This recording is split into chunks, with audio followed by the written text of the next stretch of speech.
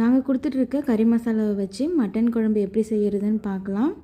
Cooker எடுத்திருக்கேன். குக்கரில் 1 குழிக்கரண்டி அளவுக்கு எண்ணெய் சேர்த்துருக்கேன். 1/4 ஸ்பூன் சோம்பு சேர்த்துருக்கேன்.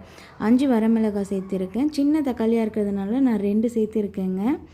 சின்ன வெங்காயம் இருந்தால் 2 கைப்பிடி போட்டுக்கலாம். அப்படி இல்லைனாக்கா ஒரு 3 பெரிய வெங்காயம் போட்டுக்கலாம். இதை நல்லா வதக்கிப்போம். இதில் பச்சை கருவேப்பிலை ஒரு கொத்து சேர்த்துக்கணும். தக்காளி தோல் மேலே உறிஞ்சி வர வரைக்கும் வதக்கிக்கணுங்க. இதுதான் அளவு.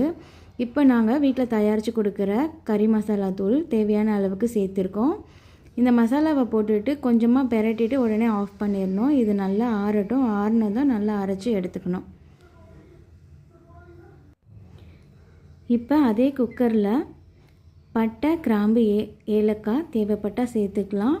எல்லாமே 2 சேர்த்துக்கிட்டால் போதும். தாளிக்கிறதுக்கு ஒரு பாதி வெங்காயம் அளவுக்கு சேர்த்துக்கலாம். இந்த அளவுக்கு வதங்கினதும் 2 ஸ்பூன் அளவுக்கு இஞ்சி பூண்டு விழுது